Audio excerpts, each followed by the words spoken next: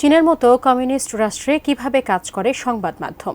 সরকারের নিয়ন্ত্রণে থাকা গণমাধ্যম কি হয়ে উঠতে পারে জনগণের কথা বলার জায়গা? বেজিং সফরে সেই উত্তর খুঁজেছেন আশিকুর রহমান অপু। চীনের সংবাদ মাধ্যম সম্পূর্ণ নিয়ন্ত্রণ করে সরকার আর কমিউনিস্ট পার্টি। মূলত সরকার এবং শাসক কমিউনিস্ট পার্টির সাফল্য তুলে ধরাই সংবাদ মাধ্যমের কাজ। তারপরেও 141 কোটি জনসংখ্যার চীনে প্রতিদিন 10 কোটি 77 লাখেরও বেশি ছাপানো পত্রিকা কিনছে মানুষ।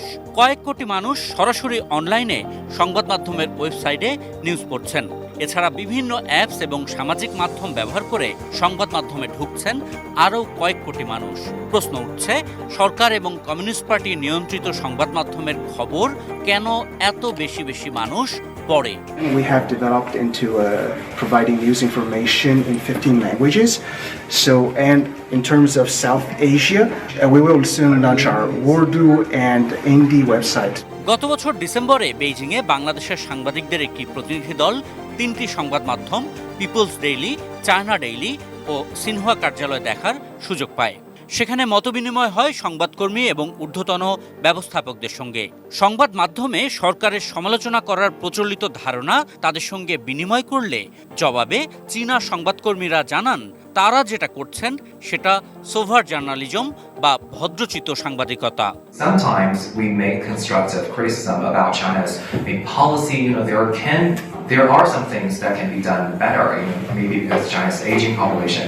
চীনের সাংবাদিকতার ধারণা সরকারের বা কমিউনিস্ট পার্টির সমালোচনা না করে বরং পার্টি এবং সরকারকে দেখিয়ে দেয়া কোথায় আরো বেশি কাজ করতে হবে, কোথায় নজরদারি বা উন্নতির দরকার।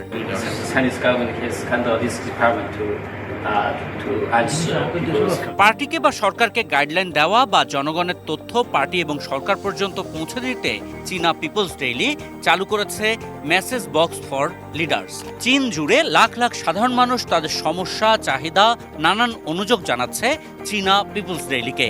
তারা সেগুলো তুলে ধরছে আর স্থানীয় সরকার পর্যায়ে নাগরিক সমস্যার সমাধান হচ্ছে।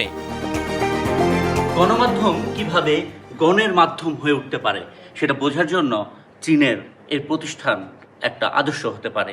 এমনকি পৃথিবীর অনেক উন্নত গণতান্ত্রিক রাষ্ট্রও শিখতে পারে জনগণের চাওয়া, জনগণের সমস্যা কিভাবে সরকারের কাছে পৌঁছে দিতে হয় এবং কিভাবে সমস্যার সমাধান করতে হয়।